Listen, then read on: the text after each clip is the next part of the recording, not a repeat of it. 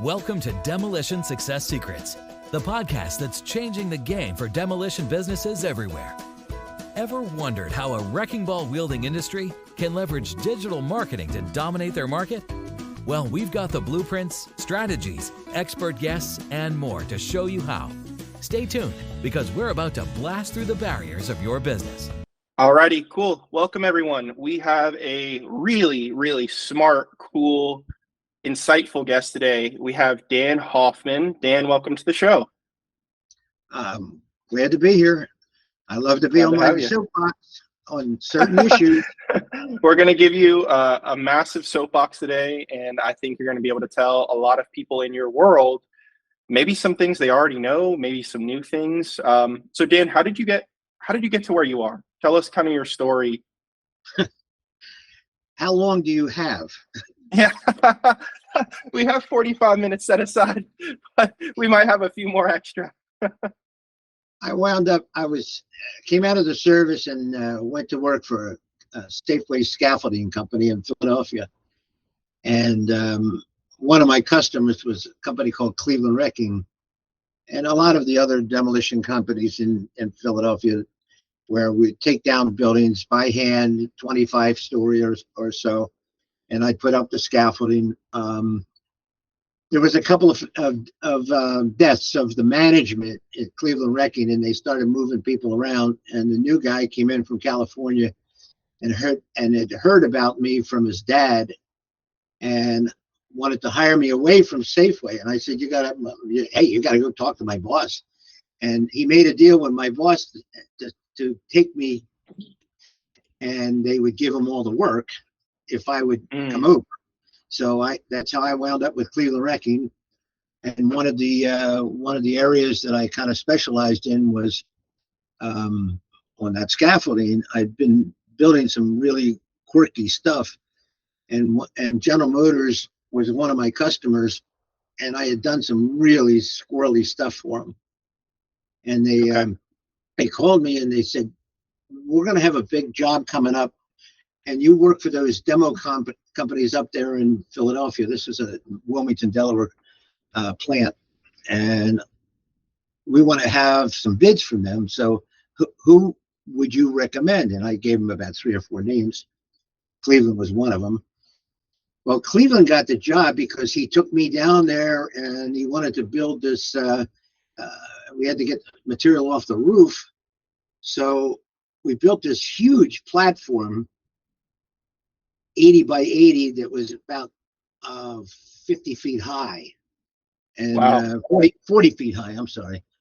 And they wanted to drive these jitneys and pull the carts out with the scrap on them and then pick the scrap off with the crane, because we couldn't put it down through the building. And because of that, and the fact that this was the first time General Motors had done a paint kitchen out back, built in ahead of time, instead of taking the paint shops out and the ovens out one at a time, they built the whole paint shop and then connected the conveyors to the paint shop, making a real fast turnaround, and also building a paint shop, a hundreds of $1 million worth of paint shop on straight time wages and no rush, because it's being built independently. I got famous on that job, and wow. Cleveland hired me. They hired me away, and that was the start of my demolition. I started as a general superintendent, scheduling work and telling people where to go, and which I still do. Right, it never ends. That's amazing. Okay, so what is kind of your normal scope of work? What do you guys like doing? What's the breakdown of commercial versus residential? Any of that stuff? I was primarily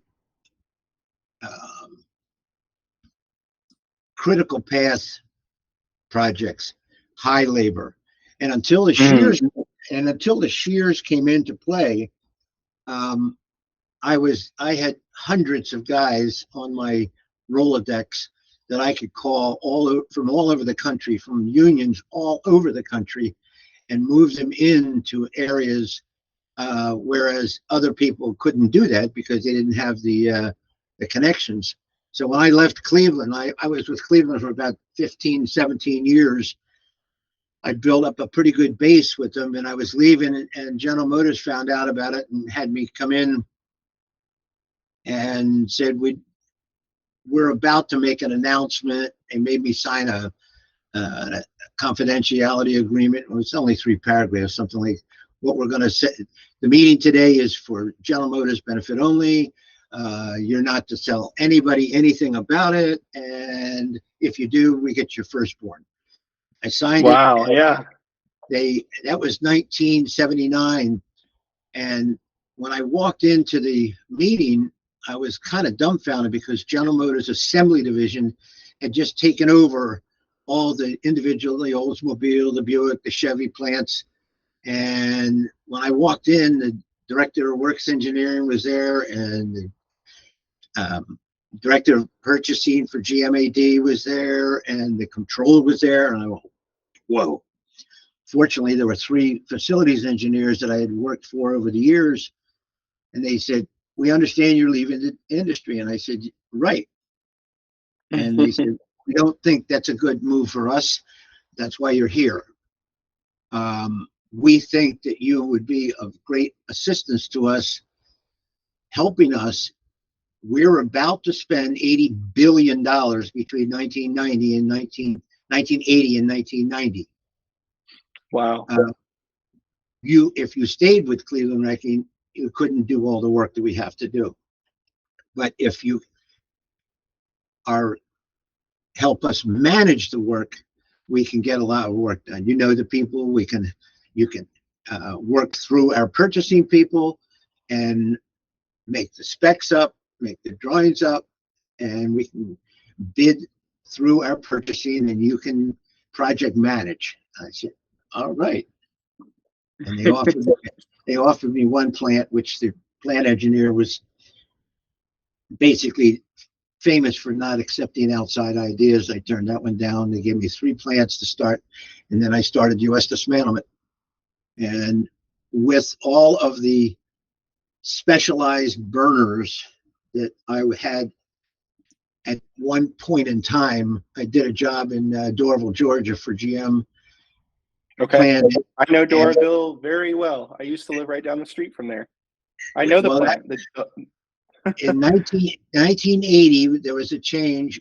There was a plant that a demo job that I wrote the specs for. Wow. Yeah, that's so crazy. Like, I grew up there. Huh. Wow. Oh my gosh. That's amazing. That is cool. How crazy is that? Small world. 3 years later, they wanted to do another job, and they wanted me to do it again. And I said, no, I'm not going to write the specs. Call Cleveland Rick, call another demo contractor. I said, I have to do the work now. And they said, you can't bid it. You can't make the specs up and then bid the jobs. I said, well, then call somebody else. Right. A week later, they called me and they said, all right, we made a special arrangement for you, but you have to bid 24 hours before everybody else. I said, I don't have a problem doing that. And we set the bids up. I did another bid package, and it was done under Marsh Knudsen. It went out under them, and there was a big wine judging contest that year. The other demo contractors were whining, U.S. dismantlement has an unfair advantage because we made the specs up and we're bidding the job. And they had to pass right down a trailer to go bid the job.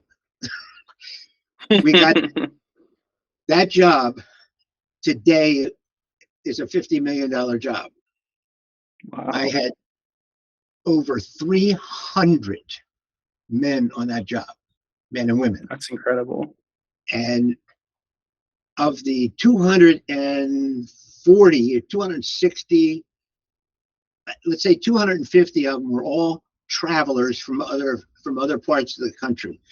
And what I always focused on was having the 7-day, 24-hour schedules, so I could pull people in for the overtime that they would be earning. They would leave their companies in San Francisco and Detroit, Boston, Philadelphia, and they would come to me because they made a lot of money, and I'd make them work. I would work them 13 straight, and then they had to have a day off, and then 13 straight again, and they made a lot of money. I bet.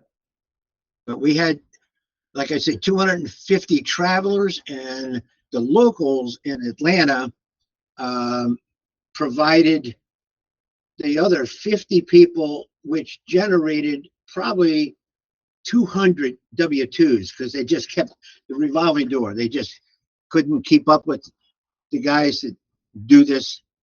And that was my high point. When the shears came in, I lost that edge. I could beat anybody because I had that Rolodex. As a matter of fact, the FBI came into my office once when I did a job in Ford in Elizabeth, New Jersey, and they wanted to know who I paid off, because no one has ever brought in 170 people under the Ford plant from outside of New Jersey to do a job. And I picked up my punched my speakerphone, called my CFO downstairs. He knew who was in the office. And I said, Mike, how much did we pay last year to the laborers and fringes and benefits and such? He goes, oh, Mike, I'm going to make it easy. Was it over $1 million? He says, oh, yeah. I said, was it over $2 million? He says, oh, yeah. I said, was it over $3 million? He says, well, that's it. Goodbye. And I turned to the two agents, and I said, when somebody pays the laborers union $3 million, I'm sorry. You're fine. You're fine. No, we're allowed to have fun. It's unedited. Yeah, That's totally fine. I shouldn't use language like when somebody pays $3 million in fringe benefits and to the laborers union, I get portability. Oh yeah. And they left. Wow. Never to be heard from again? Never to be heard from again. Amazing. Yeah, so what do you think, what are the characters that make someone as good as you are in the business? You know, you're just hard at doing, you work. Desperation, okay. Interesting. Tell me about that. Well, I mean, look at me. I'm only 26 years old. I could tell. I was thinking 25, but I mean, I'm pretty beat up, man. I had a conversation with a very dear friend of mine out in California. We're sitting in the a company called AECOM, huge $20 billion company, had bought Cleveland Wrecking. And they hired me to shut them down, which is irony of ironies. That is super ironic. We're sitting in the office in Covina, California, and I had recommended a specific law firm that the in-house counsel should have hired.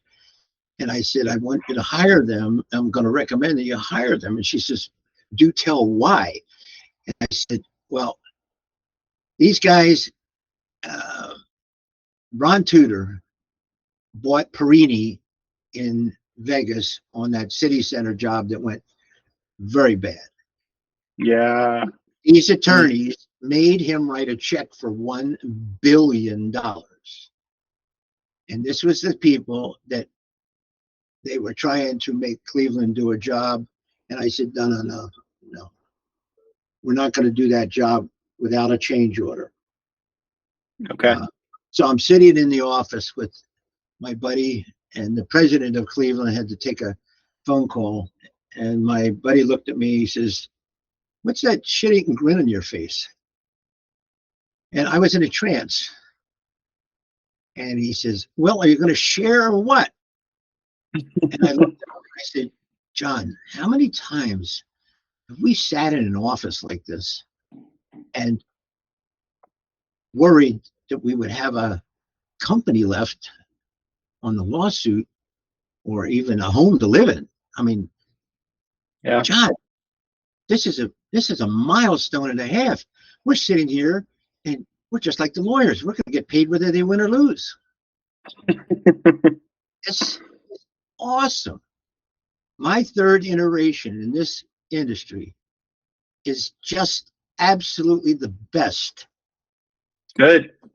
I got a call from Whiting Turner in Washington, D.C., and they were all at Twitter because a piece of concrete had gone and flown into the street and hit a car. Nobody got hurt, but the owner had sent him an email saying, until Demo Dan's report is on my desk, you are to shut down. And they wanted me to fly down the next day, and this is on a Thursday, and I said, no, I'm not flying down. First of all, you guys keep asking me questions about protection. I want to know, what is the crane that's doing this job? You're balling down a 16-story building. I want to know what the crane is. But even more importantly, I want to know who's sitting in the seat of that crane and what his credentials are. So sure. I'm not going to come down there tomorrow. I'm going to drive down. I might stop in Youngstown and pick up my structural engineer. But I'll show up at 8 o'clock Monday morning, and I want to take that crane operator behind the crane, and we're going to have a conversation, and I want to know what's going on.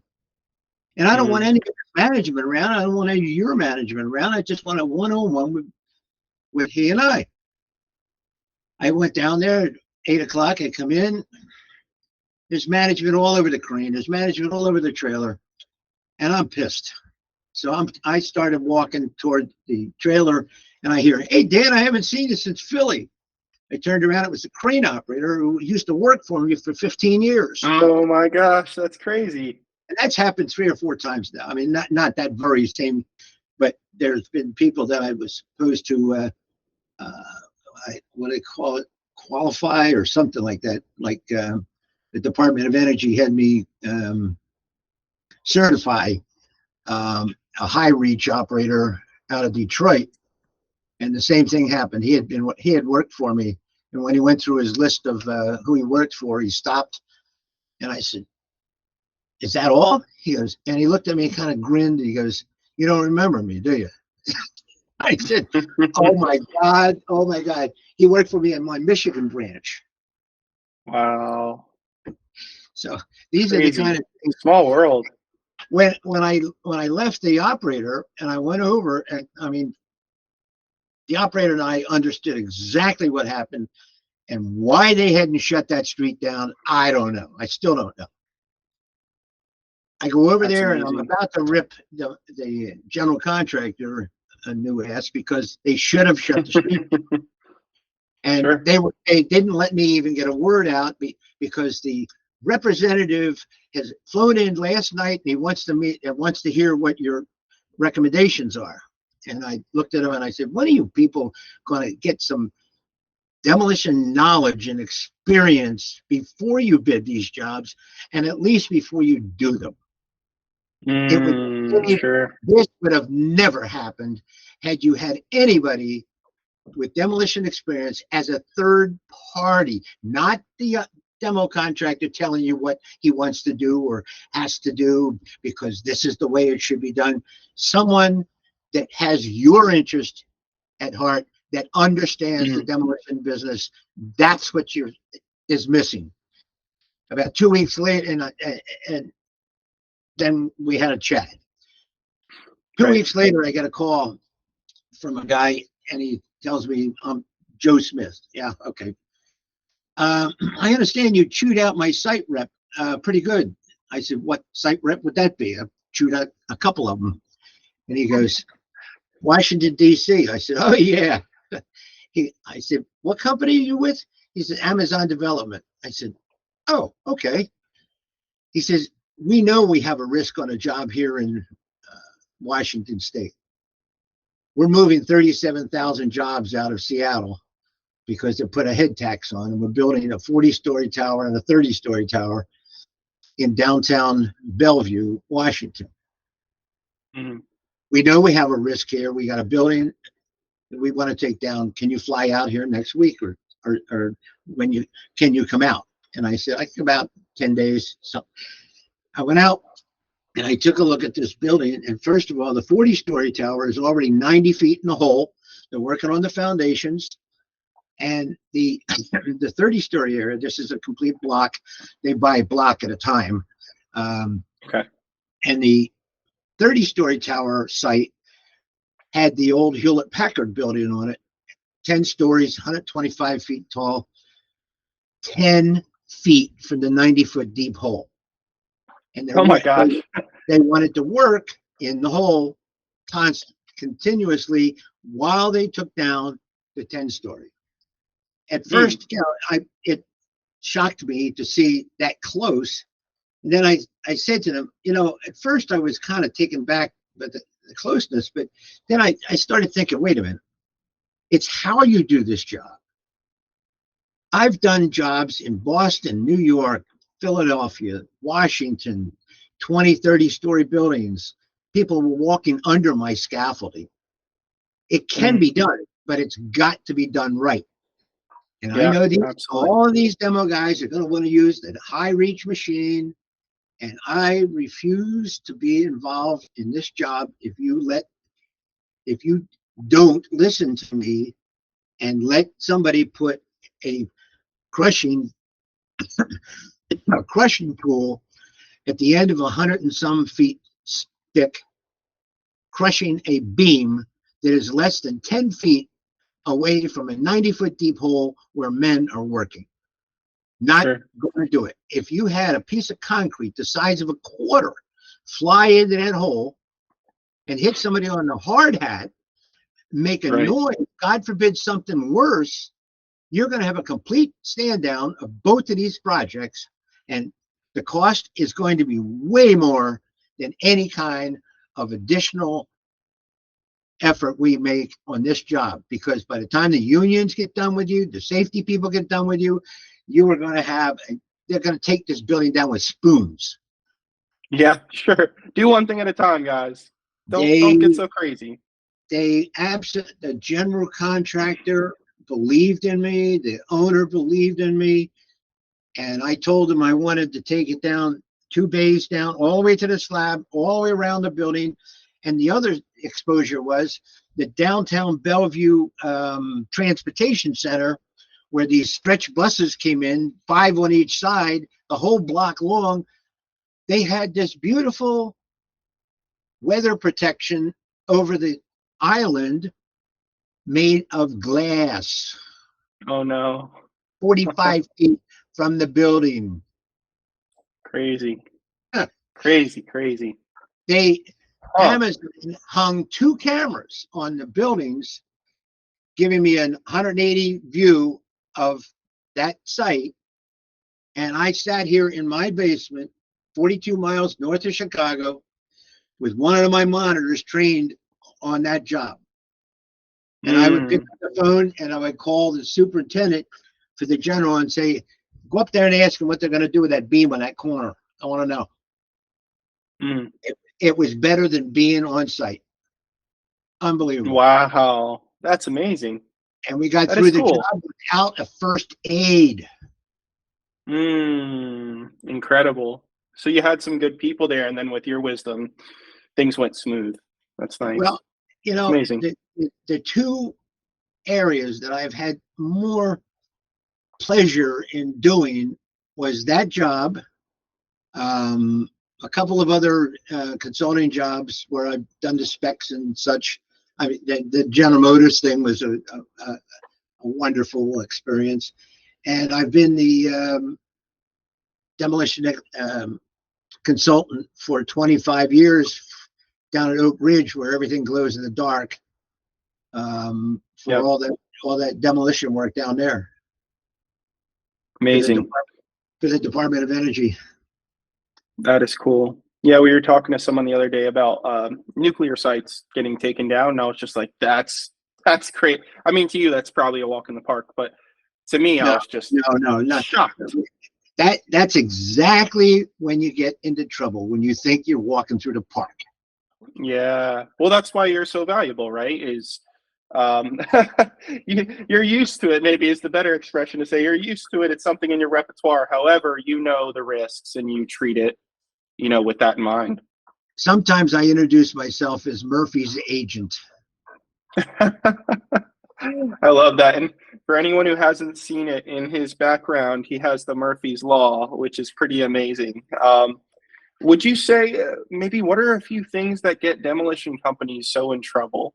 They bite off more than they can chew. It's their first time doing an implosion, so they're kind of experimenting. What did I tell you earlier? That is what I have found. Arrogant overconfidence. Arrogant overconfidence. I had it back in the 70s. I was doing a paint shop, General Motors paint shop in Willow Run, Michigan. And before we cut the paint job, we would flush the lines with a chemical, which you can't use anymore. But we would flush the lines with the chemical to get them clean, so that we could take a torch and cut the old paint lines. Otherwise, I remember when Cleveland did that job in Wilmington. It was my indoctrination by fire. You would take a torch and cut one of those paint lines, and you'd blow 20 feet of flame out the end of the pipe. It was insane. Anyway, we were purging. We came up with purging these lines so that you could take a torch to them and cut it just like any other steel. I couldn't get a clean line, and we were purging for 2 days. So I finally went up to plant engineering, and I told the plant engineer, Joe Orloff, I said, Joe, I can't get a clean line.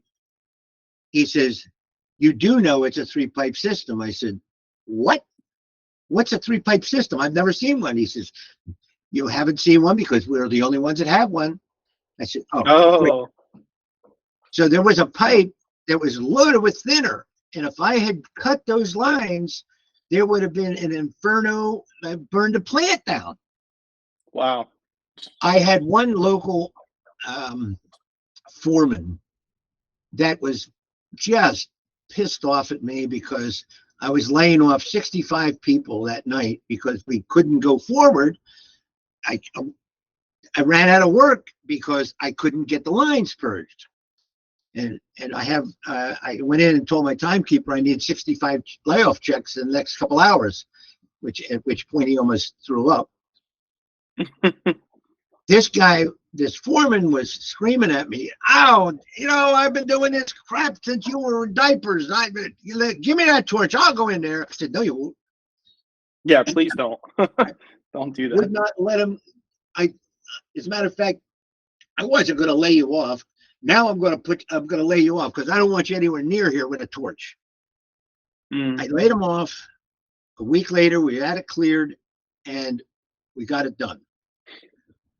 2 weeks later, I find out that this same guy that was telling me he was doing this work when I was in diapers killed himself on a demolition job.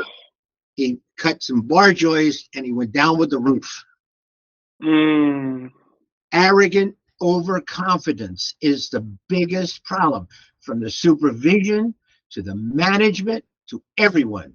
If you don't believe in Murphy, get the hell out of the demolition business, because if you don't plan for it, it will happen, and it will happen at the worst time. That's amazing. Okay, so more or less the vision is it's okay to be confident, and maybe competent is the better word. Hey, I've been there, done that. However, use your wisdom in everything that you're doing, because I can't tell you how many podcasts we've had, especially recently, where we've had passing away stories effectively on job sites. Yeah. That's crazy. Okay. Yeah, because I do imagine, let's say someone who's done this for 30, 40 years, they got to feel, hey, this is just another day in the life. But you're saying too much of that is where real problems happen. So how can we make this really applicable to companies that are listening? Because we have some of the demo companies are making $5 million a year. Some are making $100 million. Some are making $50 million that are listening to us every single year. The ones on the higher end of that spectrum, would you say they have a higher propensity to get that mindset, or would you say it's the lower level ones that have that mindset that you've seen? I had a very interesting conversation with, I'll give you this in 2 steps. Okay. I'm doing a job out in Oklahoma City at the GM plant.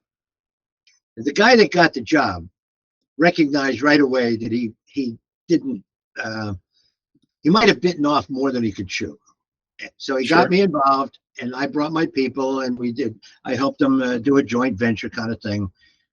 And during the course of the job, there were some accidents, not with us, but with the other trades. And Detroit got pissed off at the plant. And Detroit told them, you have one more accident, and we're shutting down the job, the project, and that plant. One more accident. So the general contractor, which I think was the Washington Group at the time, and GM made a stand down of the project, and all management had to meet in the cafeteria for this big conversation that they were going to have. And I don't know that they invented it, but it was definitely in the embryonic stages of a safety task analysis. That process was incubated there.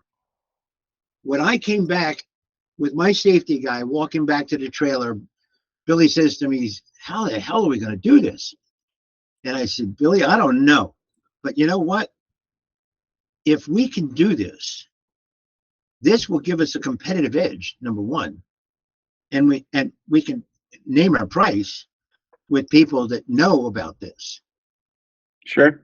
Years later, I was doing a job in Eddystone, Pennsylvania at the Kimberly-Clark paper mill.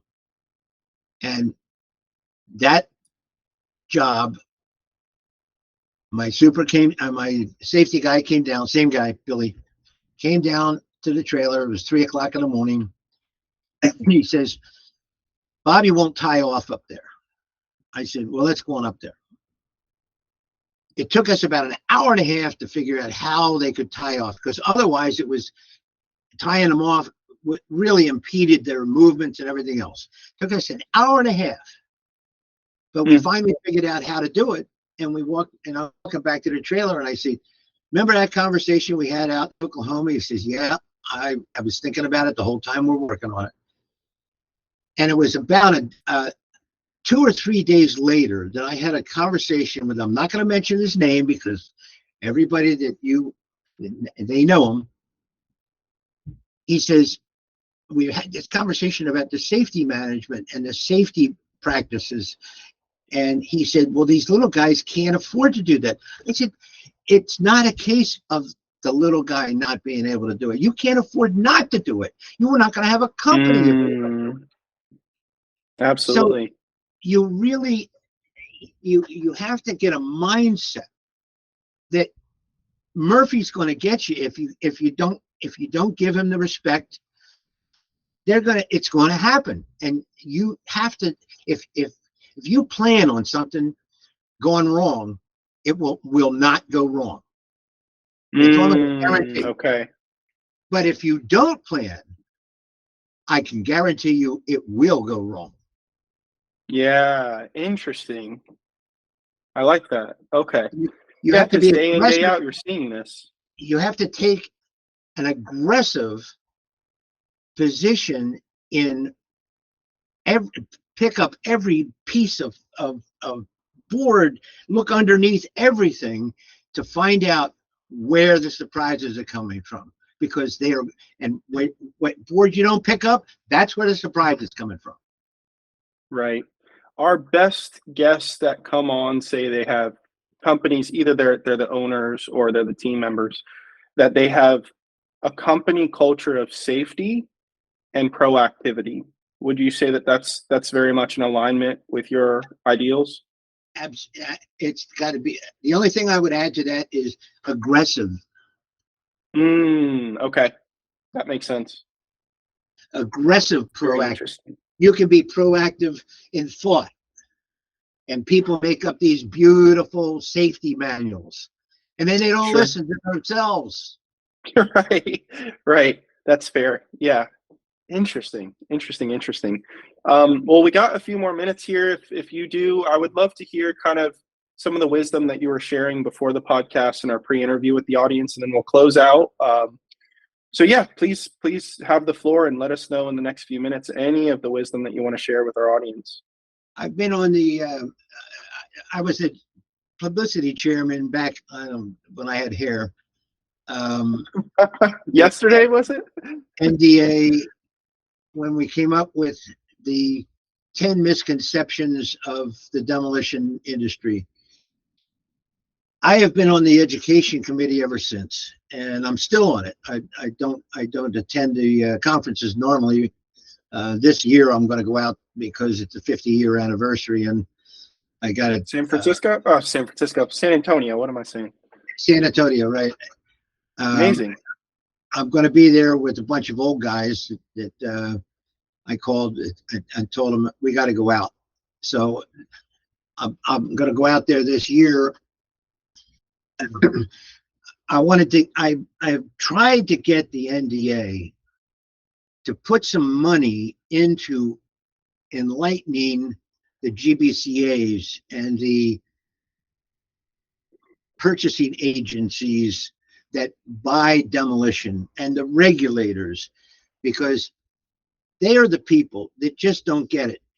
I had I was hired by OSHA on that Salvation Army collapse in Philadelphia that killed those 7 people, and that is a perfect example of an owner just blinded by low price. They hired a guy that had experience of 2 row home burnout cleanouts, and he was taking down a 4-story building alongside an occupied operating Salvation Army store. Do you know the story about this? No, I don't. They were taking it down. He pulled too many joists out, and the wall that was over this 1-story store, they all of a sudden needed to get on the roof of the Salvation Army, and the Salvation Army hired an architect because they wanted to know, what are you going to do with this wall? How are you going to protect my roof? How are you going to do this and that? And they were in those conversations when the wall fell onto the building and injured. They killed 6 people right away. The 7th died later, and there were 13 other people that were injured. So you had 20 injuries, 20 plaintiffs. The problem was the Salvation Army was a bunch of ministers. They're nice people. They don't curse. They don't tell people, what are you talking about? They kept on sending these stupid email messages from the owner. We have to get on the roof. This could be a disaster if we don't get on the roof. The ambulance chasing lawyers used that to collect $240 million from the Salvation Army. Oh my gosh. Because they didn't refute those emails. You were warned that this would be a disaster. You were warned that we don't want to be in the papers. You were warned, and you did nothing. $240 million for not doing something. Wow. That is what I need. The regulators. I went into the Philadelphia. I sat and talked to 35 building inspectors. They know better. They don't need me. It was so.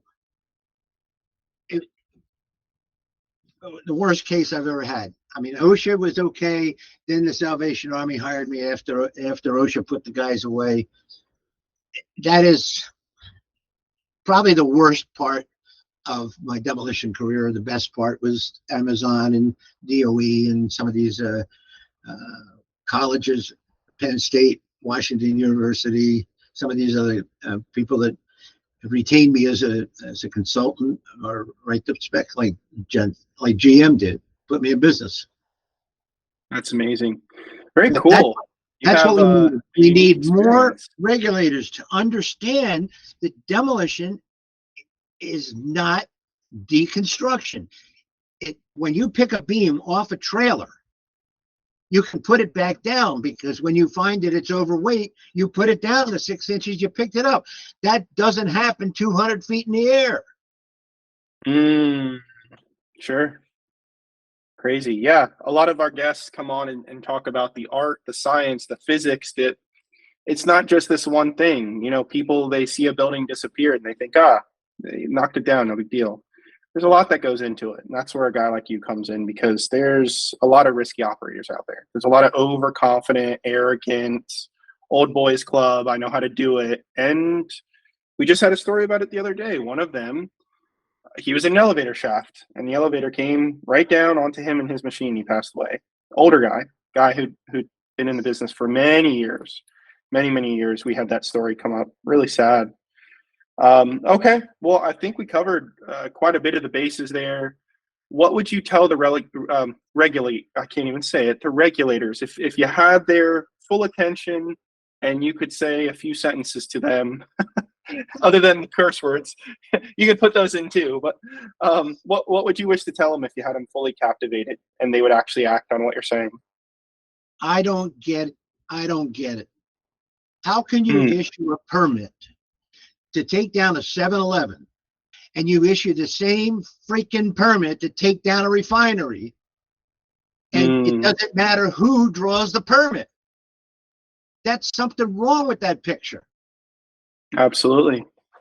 And I tried to get Philadelphia to go into by having demolition people involved somewhere in this course, that you have different levels of permits, different qualifications. Because if you're qualified to pull an A permit or a B permit, that's good. That makes sense. Sure.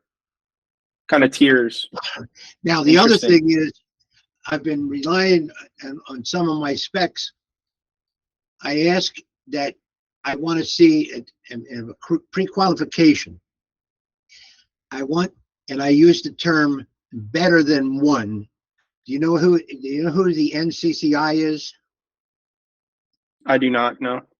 When we get off this call, go on Google and say, who is the NCCI? It is the National Compensation Commission, something in Florida. And they are the ones, for every hour that's worked in the demolition industry or the plastering industry or the painting industry or the roofing industry, your insurance company will send their hours of that trade to NCCI in Florida, and they collect all that information. And when the carriers want to know what is the experience, the experience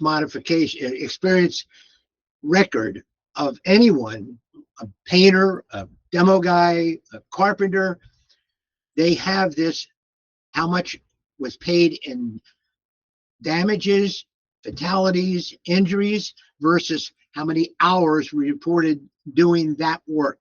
That gives the state the ability to come up with a statute of how much the workman's comp has to be paid per $100 of payroll.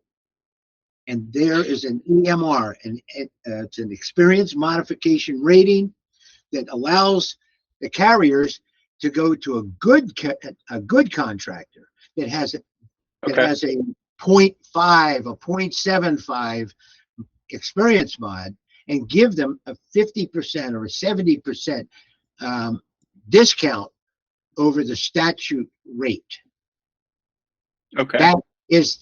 It's like a credit agency check. For it would be the same way as a bank would go to the credit agency and say, what's Dan's credit rating? Is it 400 or is it 800? If you have a 0.75 EMR, you are a better contractor than the average. The average is 1. And the average is not something I won't take somebody who has a 1. Normally they only have a 1 because it's a 1.0, because there are no hours that they've reported. They're brand new. That's what you start with. Start with a 1.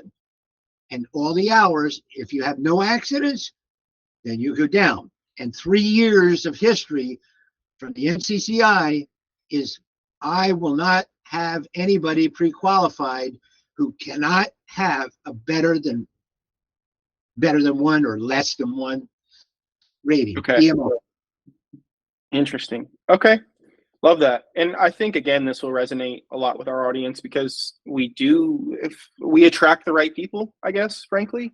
And they're very congruent with, like we said, being proactive, safety oriented, aggressively so. It kind of comes through when we're on the podcast. You could tell that they're very aligned with those principles. Okay, well, I don't know if you want to maybe list your information, maybe a phone number, a website, anything like that, and who is ideal to contact you if you're taking any new clients. You can Google, if you Google Daniel A. Hoffman III, you got to put in the A and the I at the end. Otherwise, you get a CIA station chief or a poet. Okay.